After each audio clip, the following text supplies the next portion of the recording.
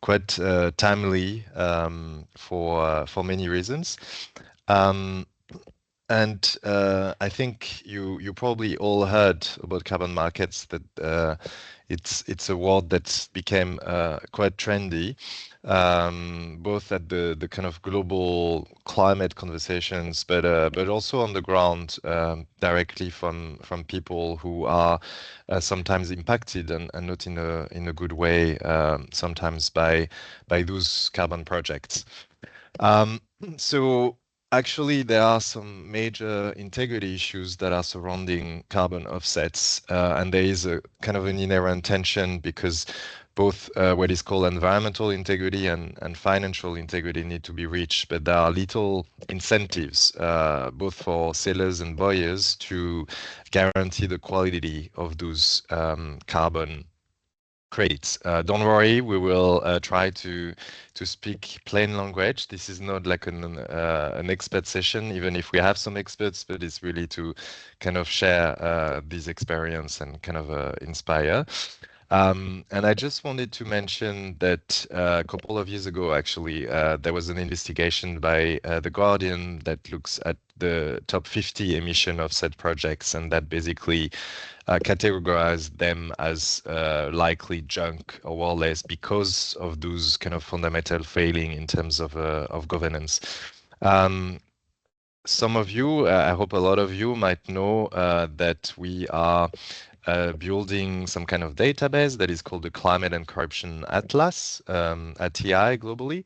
And at the moment, we actually have already 11 cases on carbon projects or carbon markets, from different places around the world, from land grabbing in Kenya to kickbacks to politicians in Mexico or other parts of the world. I think there are basically kind of risks that could be categorized into the different stages of the life cycle of those markets, if you wish. There are some inherent design flaws that even Interpol many years ago indicated, like manipulation of the measurements or double counting, and then there is a series of corruption risks when it comes to the project implementations, and also the role of some intermediaries that are involved in those markets. So here we see lack of consultation, for example. And then a crucial phase for carbon market is also the verification of those credits. And here we see also a lot of corruption risk, especially some conflict of interest that I'm sure we will come back during this session. So we will try to unpack those risks during the session, and we hope that we can exchange those experiences and maybe some tools as well that some of our colleagues have been developing. So hope you have fun today, and that it can also trigger your interest, your imagination to build some collaborative solutions. And I will introduce shortly our great speakers, including a special guest that is not from the TI movement, but an expert on the topic. We will hear from her, and then we'll have two quick rounds of questions and answers from the different panelists, and then we'll keep some time for your questions. So please prepare them already, and we'll have time for that towards the end of the sessions. We'll keep some good amount of time for that. So without further ado, I would like to introduce the speakers that we have today. So first one, as I said, is outside of the TI movement, Cindy Cucci, who is a researcher at the Oxford Sustainable Finance Group, and also an independent consultant working with governments and international financial institutions, focusing on ensuring integrity in this engagement around international carbon markets. Especially, we'll hear more about Article 6 from the Paris Agreement and CORSIA that is related to the aviation sector. And then we have three great colleagues from TI. Firstly, from Malaysia, Dr. Gita Rubasundram, who is the treasurer from TI Malaysia, and also Director of Governance and Sustainability with Advice Cube Bahrain and a program lead with the European Forensic Institute in Malta. We also have Tamika Halwindi, who is a development economist with more than 10 years of experience in development and natural resources governance. She's currently the lead for the climate change and environmental sustainability workstream at TI Zambia, where she manages programming, advocacy, and research on climate, environment, and mining governance. And finally, last but not least, Raima Mahmood, who is the Policy and Research Coordinator at TI Pakistan, contributing to the Climate Governance Integrity Program, where she specializes in transparency, accountability, and integrity on climate and also carbon markets. And thanks, Raima, and also Kashif from TI Pakistan for putting this session together. Without further ado, I would like to hand over to Cindy for some insights from the carbon markets. Over to you, Cindy. And thanks for being with us today. Yeah, thank you so much, Brice, for that lovely introduction. And I'm just checking whether everyone can hear me. Yes, loud and clear. Yeah, okay, perfect. So I am very aware that we have a very diverse audience here today that might not necessarily be really into the grips with carbon markets. So I'm just going to try to keep this presentation quite high level as well. Brice mentioned some of the main integrity risks that are faced within carbon market supply chains. So from the supply to the demand side, and I really wanted to delve a little bit deeper into what these integrity risks mean. So when we talk about integrity risks in carbon markets, we talk about integrity risks in the supply and integrity risks in the demand predominantly. So in the supply, this means whether the project actually delivers on the mitigation outcome that it promises to. For example, if a carbon project is an avoiding deforestation project, then does it actually avoid CO2, carbon dioxide from being released in the atmosphere? If it's a reforestation project, does it actually sequester the carbon in the soil that it promises to? So these types of projects sometimes do not deliver on this mitigation outcomes for a series of reasons. One is financial additionality. So for example, a carbon project might not necessarily be additional. So it might have been implemented even if that finance from carbon markets was not there. And this makes the carbon project low quality or low integrity. Additionally, a carbon project might also not be permanent. So for example, if there is a forestry project that is at risk of wildfires or other natural disasters, this means that that mitigation outcome that it delivered, it might not necessarily be there in the future. So that again creates like a risk of integrity for these types of projects. But other than the quality of the carbon unit itself, we also have other integrity issues that are related to environmental and social issues. So for example, a lot of carbon projects have had devastating effects on the environment, including like pollution, and also have had devastating impacts on indigenous peoples and impacted host communities. And these have ranged from a lack of free, prior, and informed consent rights of indigenous populations. There has also been violation of sexual and other human rights as well. So these are very, very serious issues with some of these carbon projects globally today. There is also integrity risk in the demand, and this you might be a bit more familiar with because these are all the greenwashing and the climate washing claims that have proliferated in the news recently. And this occurs typically when a company, say an airline company, for example, they purchase carbon credits and they use these carbon credits in order to claim carbon neutrality or to claim offsetting. But what offsetting or carbon neutrality actually means is that they are claiming they have established a physical equivalence between the emissions that they have released in the atmosphere, which are typically fossil-based, to the carbon that they have sequestered through these carbon units. So you see here, if the carbon units were not high integrity in the first place, so if they did not have that financial additionality, if they did not have the right level of permanence or durability, or if they really violated environmental and social rights, then you cannot really make these claims based on the purchase of carbon units. And this is where a lot of the debate on greenwashing and climate washing has been as well. But This integrity risks have been part and parcel of the entire existence of carbon markets. So they started with the first voluntary carbon agreement between Guatemala and a U.S. energy company, AES Jenner, I think. I think I'm mispronouncing that. Apologies. And then it also they were very, very prominent within the quasi-compliance carbon markets under the Kyoto Protocol. You might have heard of the Clean Development Mechanism, for example, or the Joint Implementation one. And they have also been prominent even in domestic compliance schemes. So even in emission trading schemes. I remember the EU ETS, for example, really suffered from a prominent EU VAT scheme, fraud scheme, back in the early 2010s, I think. So integrity risks are there, they're prominent. They are also very inherent in the way that carbon markets are structured. So every single carbon market actor within the supply chain is financially incentivized to ramp up the sale of the carbon units. So this creates like a systemic conflict of interest that leads to corruption and leads to lack of integrity.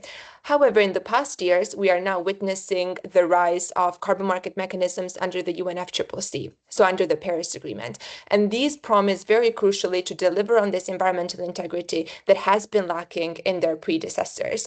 They have developed quite high integrity methodologies and protocols. Some of them are high integrity, some of them are not, but they are developing kind of a floor of integrity.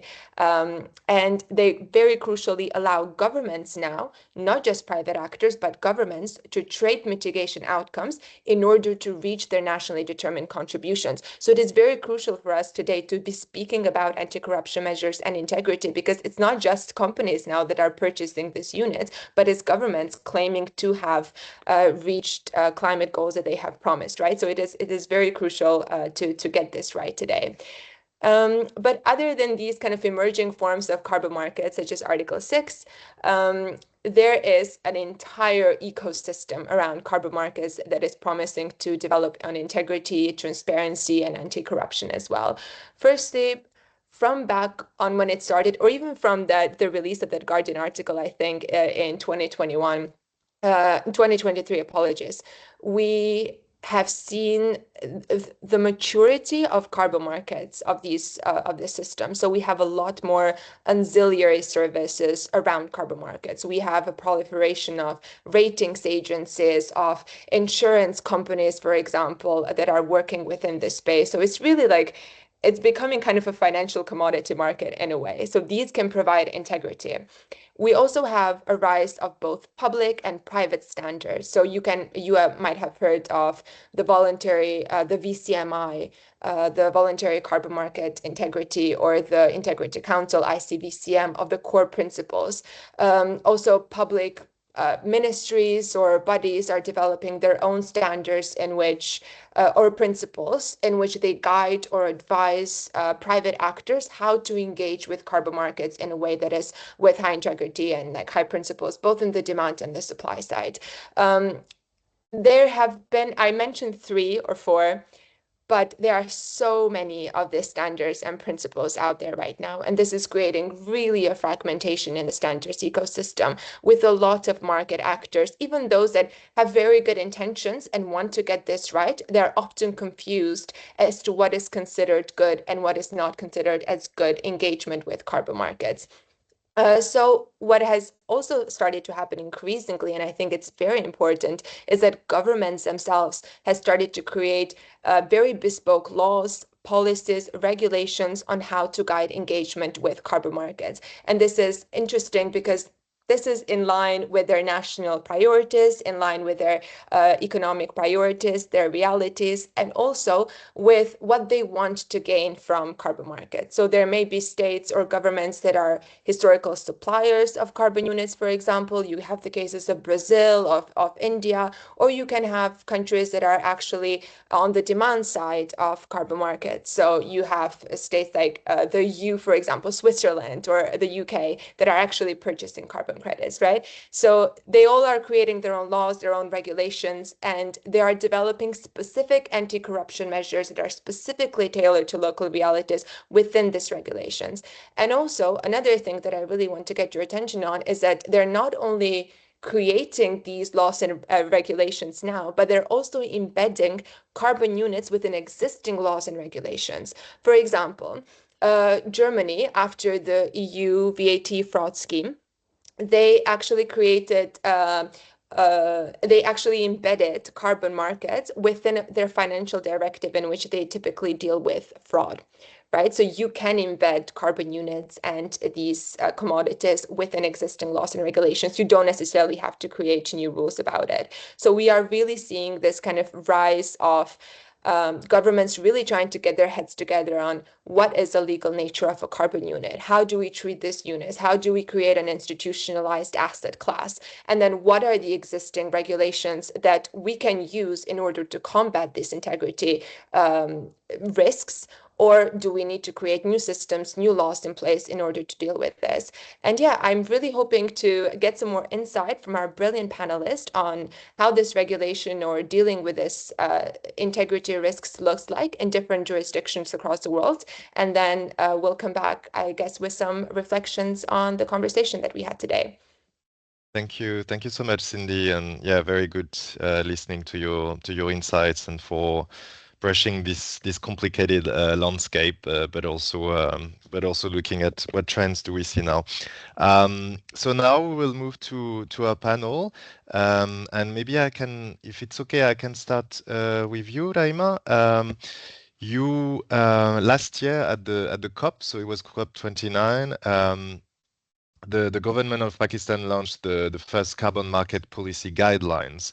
And since then, and even before that, I think you did some research in Pakistan on carbon markets. Can you share a bit what did you find in terms of corruption risks and how is the situation in Pakistan? Thank you, Brice. And hello, everyone. It's really a pleasure to join this conversation, especially alongside Cindy from Oxford University, Tamika from TI Zambia, and Geeta from Malaysia. I'm glad we managed to pull this off. And as Cindy has pointed, Brice, many current carbon markets and offsetting approaches still fall short of being truly net zero aligned. They lack integrity and durability and often blur the line between emissions reductions and removals. And that point really resonates with Pakistan's experience. For us, carbon markets are not just a financial tool, they have become a governance test as well, one that will determine whether we can bring a climate finance transparently and fairly or fall into the same traps of opacity that have held us back in other sectors.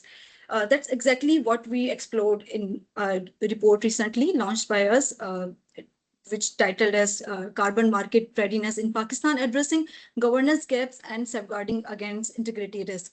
Kashif has also shared in the chat as well, so you guys can go and check it out. It's the first report of its kind in the country, and what it shows is that the real question isn't whether Pakistan is ready for carbon markets. The real question is how we can make that readiness credible, inclusive, and corruption resilient. So Pakistan's story is similar to many countries. We are highly climate vulnerable. We can contribute very little to global emissions, and yet we are struggling to access the finance we need to adapt and recover. So recently, government also introduced, as Brish mentioned, the national guidelines for trading in carbon markets, which is a positive first step towards operationalizing Article 6. But in practice, our carbon market activity has remained quite fragmented. There have been a few strong examples, renewable energy initiatives, mangrove restoration projects, but most of these have been driven by private developers or international partners rather than through a coherent national system. So what we found in our work is that even though some of these projects deliver genuine co-benefits for communities, they also expose deep governance gaps.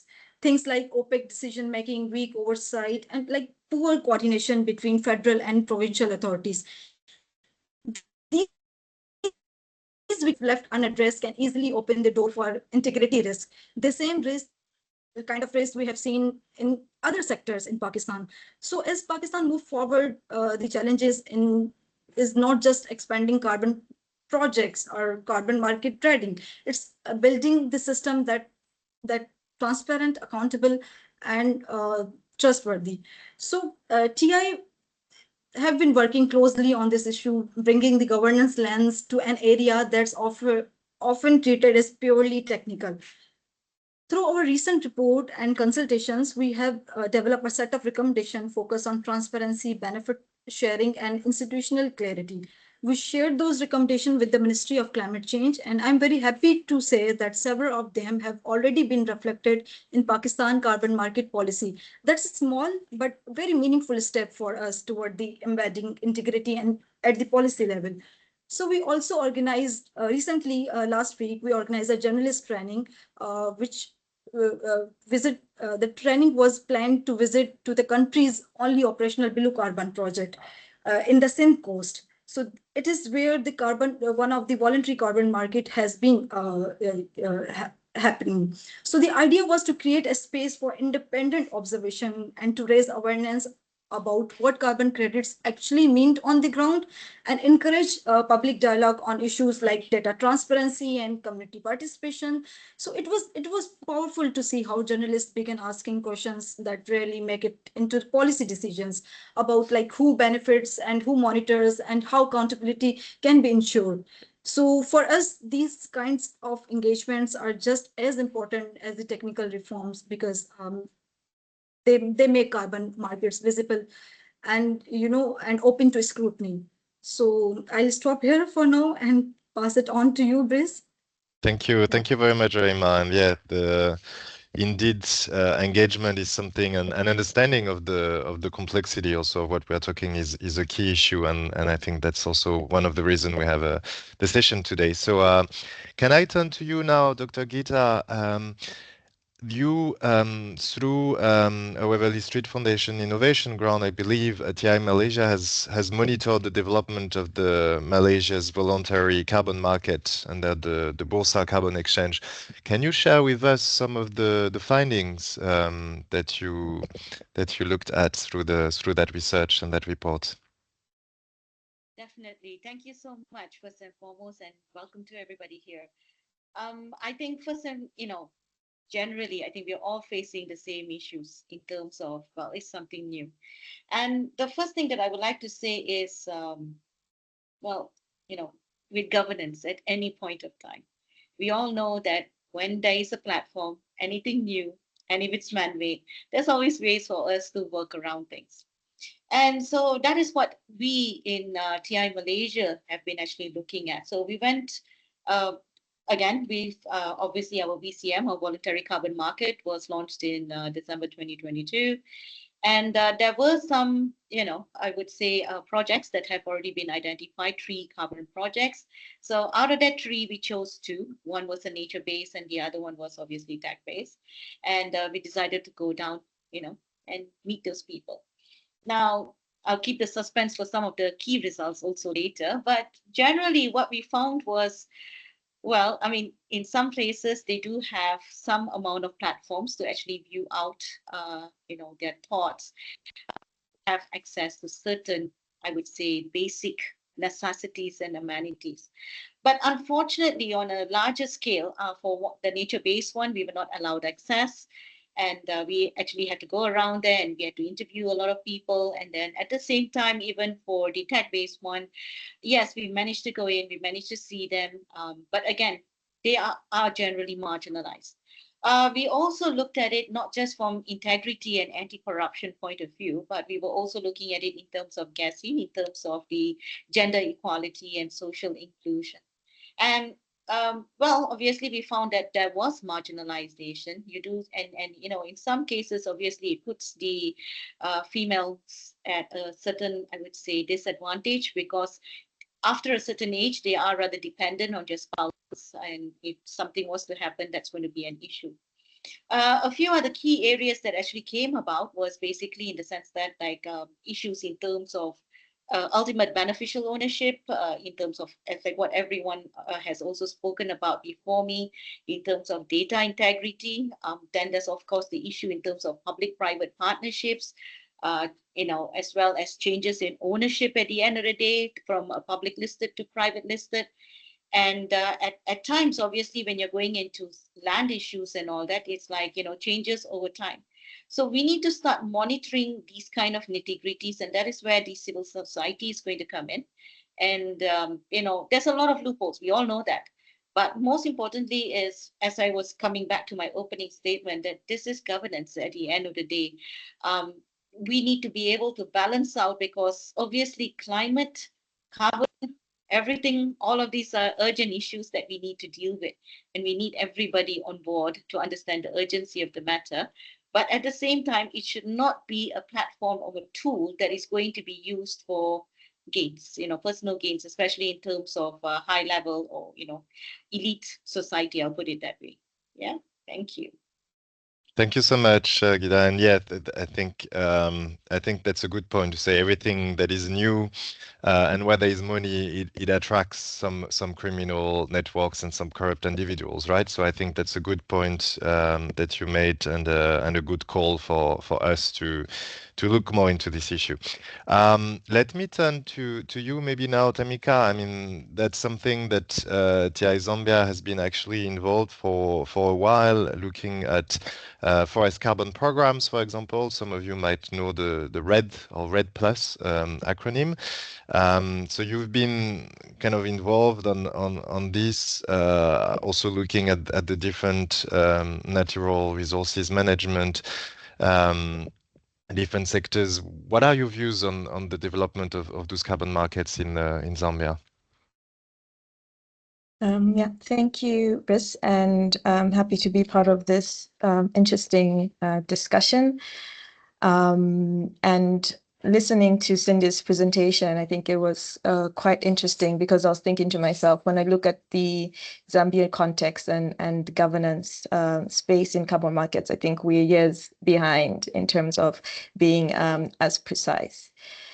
So as a country, when we look at Zambia's context, we are still actively developing a national carbon market framework, which would be more comprehensive. As a country, we have focused more on nature-based solution and specifically RED or RED Plus type projects when it comes to voluntary carbon markets. But this framework that is under development should be able to emphasize issues to do with environmental integrity and community safeguards as the key points. Legally, and when you look at the legal framework, just as we were onboarding on the Climate Governance Integrity Program and conducting a corruption risk assessment of climate and carbon finance, our Ministry of Green Economy and Environment was in the works of developing a Green Economy and Climate Change Act, which was enacted at the end of last year in 2024. But previously, most of the carbon markets operated under Article 6 of the Paris Agreement, so both 6.2 and 6.1.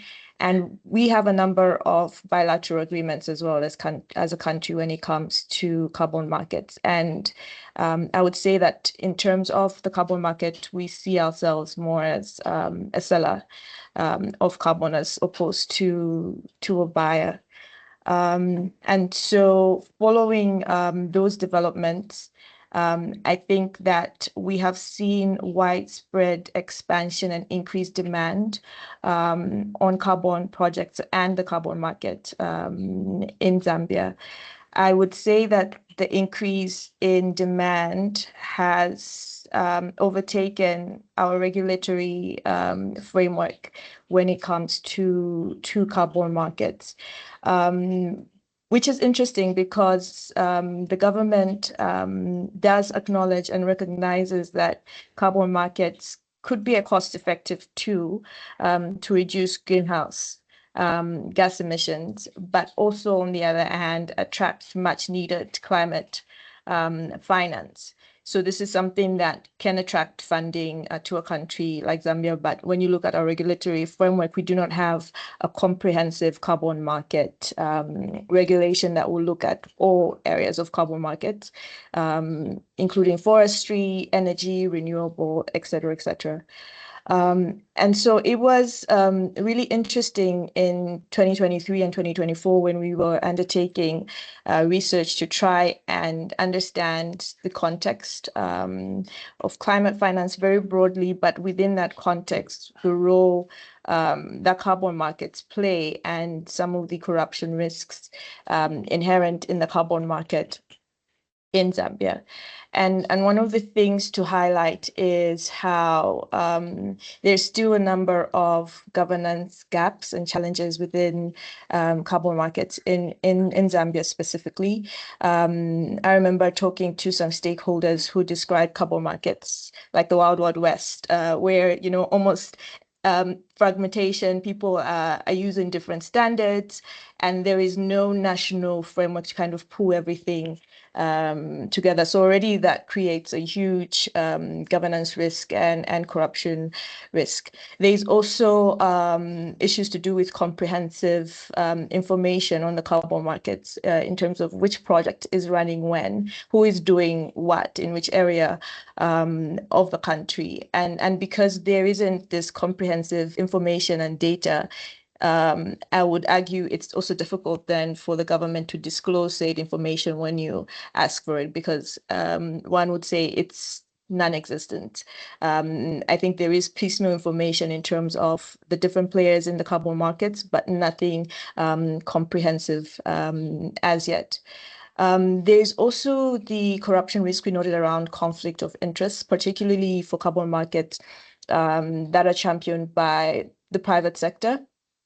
In terms of who are they selling these emission reductions to, who is buying them. It's all shrouded in secrecy, unless, of course, you were flagged internationally and you're able to track down in terms of who's selling, who's ultimately selling and buying emission reductions. The other corruption risk that we noted in our assessment was the likelihood of fraud. And I think, Brice, you mentioned this related to monitoring, reporting, and verification.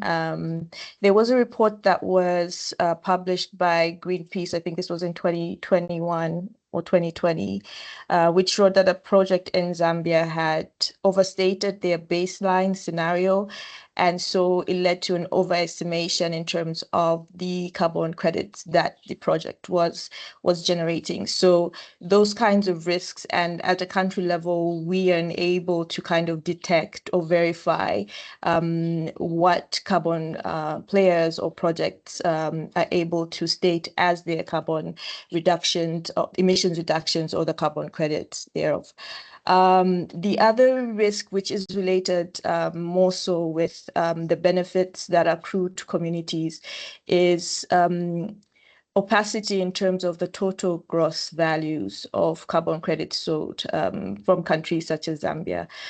Typically, the project proposer or private developer, whatever you call them, will go in media and announce huge amounts in terms of, in local currency, in terms of how much communities or chiefdoms have benefited from a carbon project. But what we rarely get is the total gross value of the emissions reduction payments. So this has raised, I think, suspicions within the communities, but also civil society, in whether there is an understatement in terms of how much money is paid, because for some reason the gross values are rarely disclosed by people running these projects. So those are some of the risks that we identified and documented in our report. But it was also very interesting because at the time we were undertaking this research, I think there were a number of articles and scandals bubbling up around corruption in carbon markets, which helped, in essence, to validate some of our findings. Because when we were assessing the risks, we kind of were second guessing to say, are we on the right trail here? Are we being are we kind of overstating the risks? But it's interesting to see that some of these challenges and risks can be seen globally, but also within the region and in the country. And we are at a point, I think, I love the session title, Carbon Markets at a Crossroads, right? I think carbon markets are here to stay. Of course, people, they're fragments of civil society that are for, against, and that can lead into a huge debate. But I think what we need to emphasize is ensuring that there is integrity if carbon markets are going to stay, and ensuring that communities benefit where a carbon project has an aspect or an element of community participation. So I'll leave it there for now. Thanks. Thank you so much, Tamika, and yeah, thanks for all the different aspects, and I think also what others will call the carbon cowboys. So I think some colleagues also, for example, from Proetica, I know in Peru, were contacted directly from indigenous communities where they didn't know what to do when approached by some project implementers with the situation you described, as you know, not having much information, and as we heard also from the other colleagues. Maybe going to another quick round before we take questions. And maybe going back to you, Raima, I mean, you mentioned the different issues that you noticed, including the fragmentation, the engagement, etc. What is the situation now? What kind of recommendations did you do, and what was the response from the government and others? So, Chris, when we unpack Pakistan readiness, the biggest risk weren't from the bad intent from people; it was from the weak system. So, our emissions data is still scattered across ministries and provinces, and there is no unified registry that verifies or track reductions. So, when data isn't transparent, it becomes impossible to confirm what's real and what's not, and that opens the door to double counting and inflated claims. So that's not just a technical issue, that's an integrity risk. The legal side is also very unclear. We still don't have a law that defines what a carbon credit is or who actually owns it, whether it is the state, the developer, or the local community restoring some forest.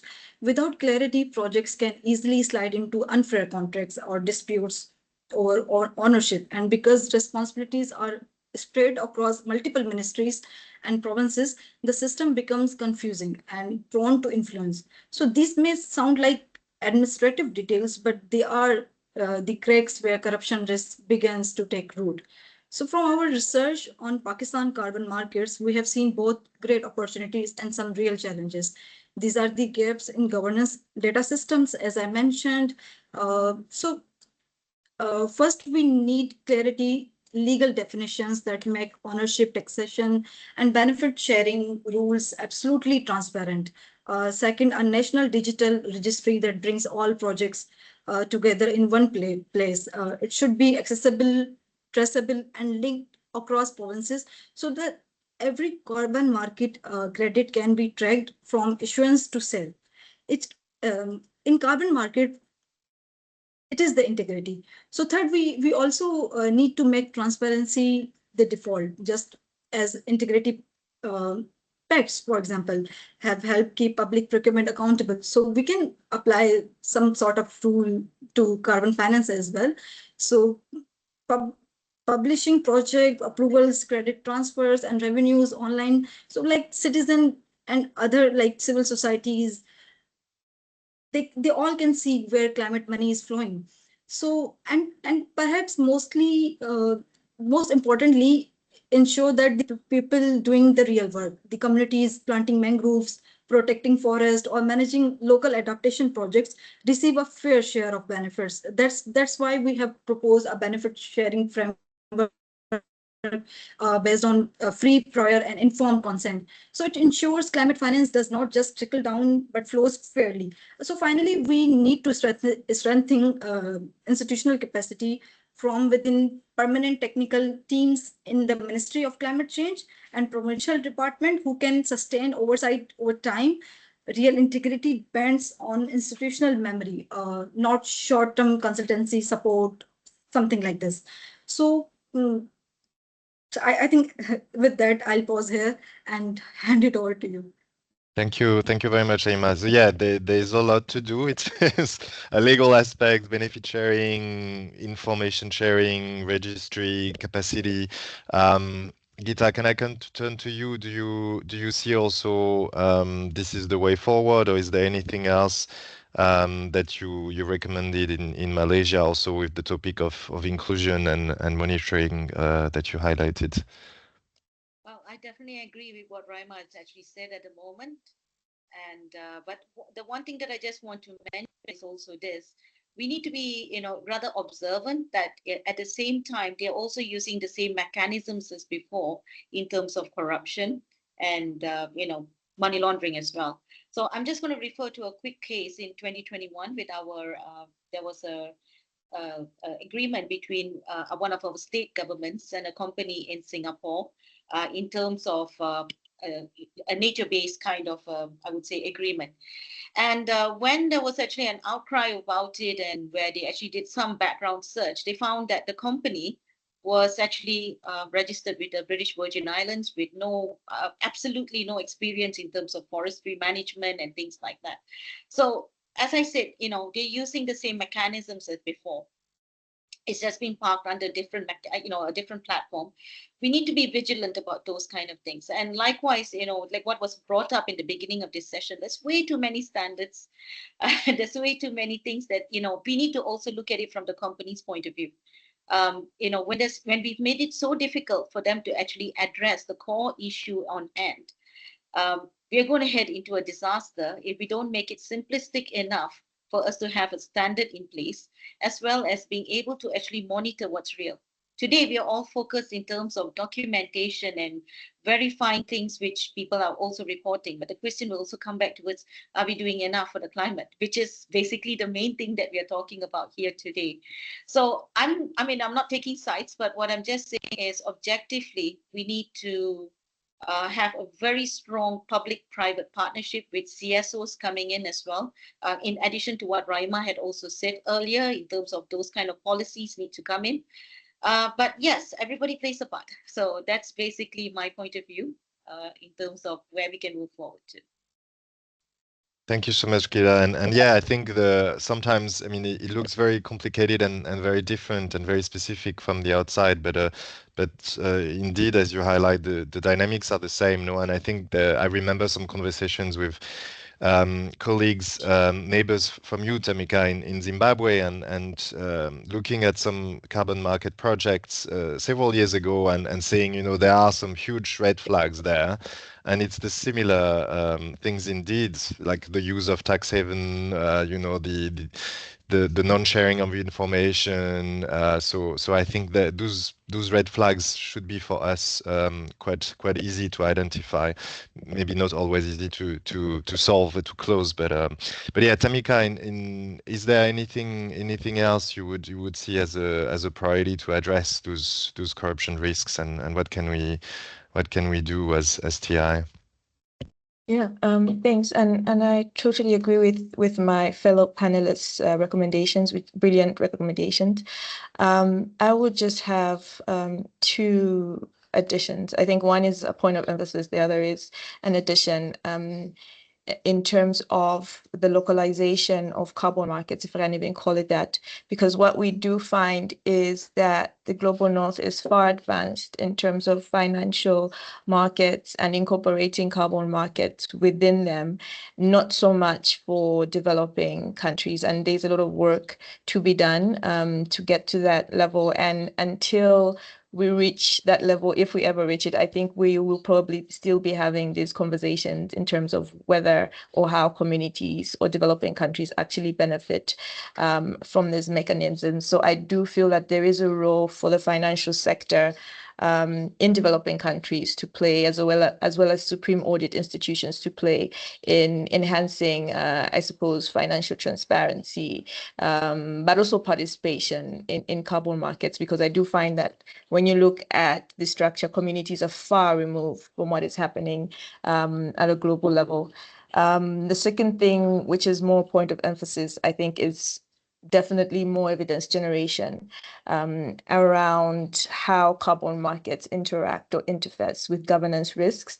I know carbon markets is very technical. I barely understand them myself, but I think releasing and conducting research which would be useful for advocacy, but also seeing how we can translate that within our engagements with different government institutions at a country level, at a regional level, at a global level, I think would help in terms of ensuring some form of transparency, integrity, and accountability is embedded when we begin and when we continue speaking around carbon markets. Thanks.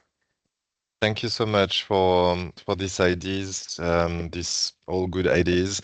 Now we will have some time for questions and answers. So if anyone has a question, I've seen in the chat that Lotte already has one. Is there anyone else who has questions?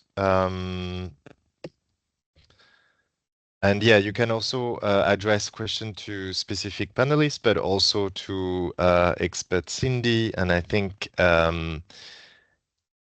Kashif has a question for you, Cindy, and I'm sure if that's okay, if you see it in the chat, if not, I can read it out loud. And then the question from Lotte, I think you will around greenwashing. Maybe Cindy, you also have something to say, but maybe the other panelist, is someone also up for that question?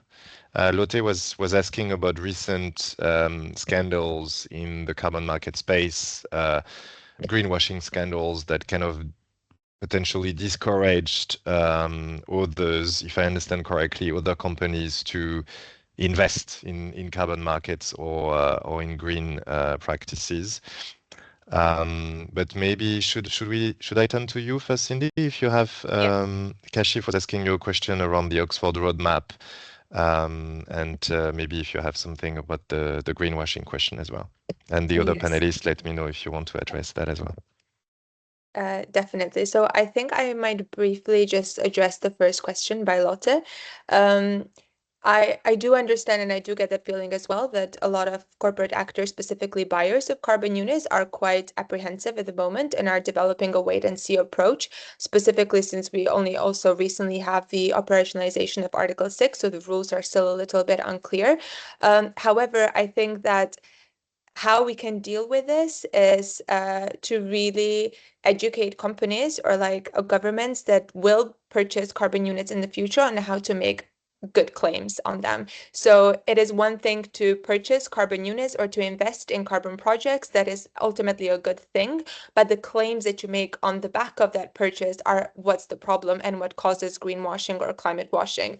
And a strategy that is being developed by a lot of companies and will be taken up by standards, especially by SBTi, I know of that, is to use carbon unit purchases as contribution rather than as compensation claims. So once you purchase carbon credits, you don't say this is offsetting my already existing emissions that are being released, but rather this is contributing to overall global mitigation efforts. And I think once you make the difference in the switch in the claim, then the practice of greenwashing is not so much at a high risk and it doesn't have to be a self-fulfilling prophecy.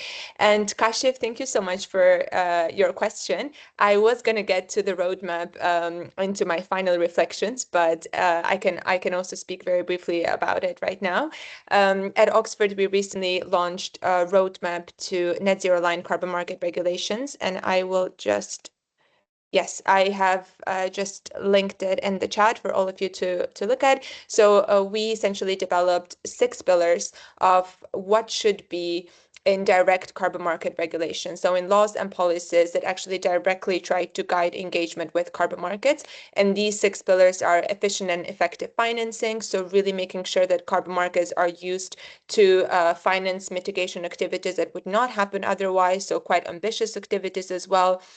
that they really contribute to an end state of net zero. So the carbon markets are used to further the ambition of governments and DCs rather than to actually fund mitigation activities that governments could fund by themselves otherwise. That these types of regulations really consider the ecosystem integrity. And by that, we mean not only environmental and social, but also like climate integrity as a whole. This is why we use the term ecosystem.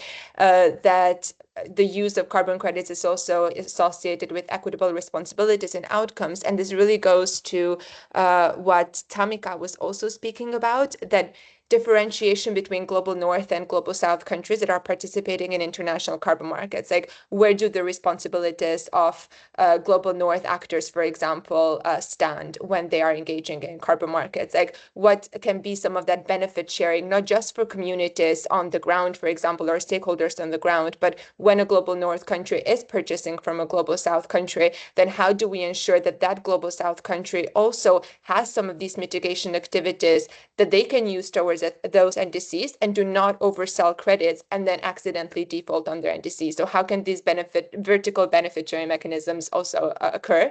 And then enforcement and oversight, which is where all of the anti-corruption measures and like sanctions and penalties can come in, and then ease of use, so that every single market actor that wants to engage in these types of schemes can actually do so with ease, rather than us really having this high transaction cost for participation in carbon markets and then excluding smallholders or people that can actually benefit a lot from these schemes. So these are kind of, this is our roadmap, and I'm happy to answer any questions about it and look forward to your feedback.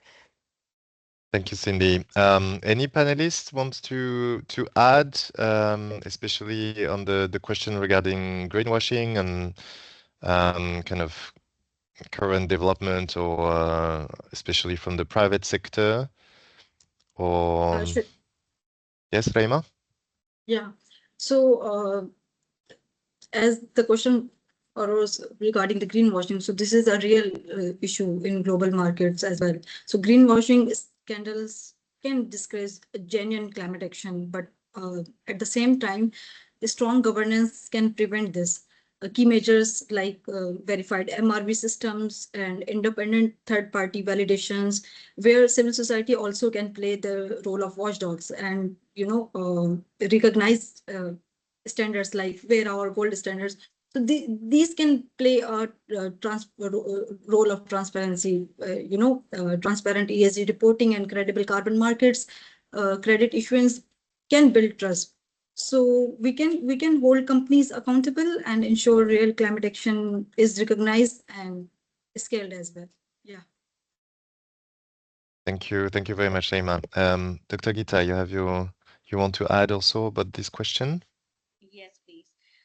I think one of the things that we really need to start looking at is the taxonomies and the debates in terms of the individual components of greenwashing. A simple debate that I could actually bring up here is like, say, for example, fossil fuel companies itself. And in terms of a lot of them are looking at carbon capture and storage as one of the levers towards, net zero and things like that. However, if you actually go into the technicalities of it, it's more towards what is being included and what is being excluded. And of course, there are a lot of people who are also saying that, oh, we should look at renewable energy. So when there are loopholes like this, technical loopholes, I'll put it that way, that automatically gives everybody a chance to work in the gray area. And that comes back into that question of greenwashing, a very simple curve. But like I mentioned in my earlier statement, I'm going to say this again, we need to be very logical if we want to actually reach the targets that we're putting out there. Today, we can talk about renewable energy, but do any one of us really know what is the impact and consequence of renewable energy as well, especially in the longer term? So there's a lot of things that needs to be ironed out. And unfortunately, we're really running out of time in terms of the climate urgency.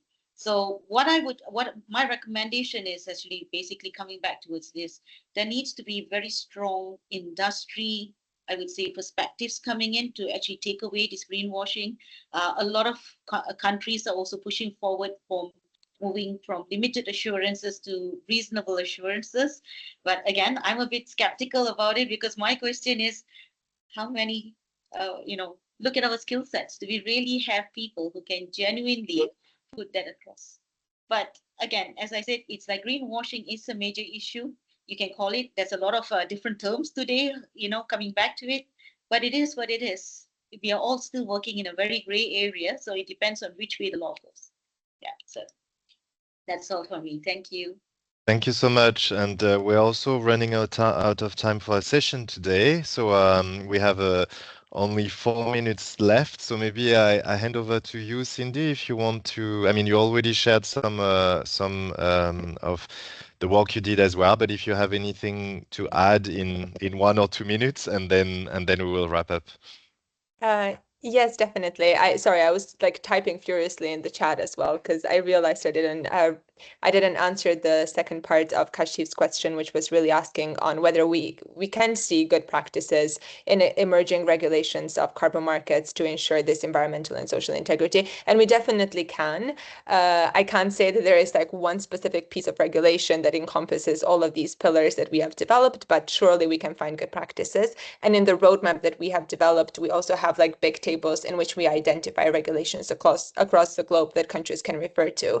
However, I think this is a very specific domestic exercise. So every single country that engages with carbon markets has its own local realities, has its own economic priorities, has its own net zero goals, and its own way of engaging with carbon markets. So it can either sell carbon units or demand carbon units, right? So the regulation and the way this translates is going to be very specific to every single country, right? And I think what is very important for us to kind of think through is really this distinction, as came across within this panel as well, on what features should Global South regulations or anti-corruption measures have versus what features should Global North anti-corruption regulations have. And we are seeing like a proliferation of laws, policies, and really the Global South actors being pioneers in developing these frameworks, that countries such as Ghana, such as Kenya, such as Zambia, such as Zimbabwe really are thinking through how to engage with carbon markets. And I've had the absolute pleasure of speaking to some of the people that have actually written single-handedly these regulations with very little capacity, very little support, very little, even financial support, right? And it's usually one or two people that are writing these regulations and these standards. So it's like something that really should be applauded not by or for. And then we are not seeing the same level of effort by Global North countries. So whereas they are developing some sort of like voluntary principles or standards for private actors within their jurisdictions to engage with carbon markets, these are not really to date enshrined in laws and policies. And these issues of like benefit sharing, for example, between countries are not really thought through in this regulation. So I think really also putting pressure into Global North countries to develop, they have the capacity and they have a lot of the historical responsibility that comes with, dealing with the climate change and with the climate crisis we find ourselves in today.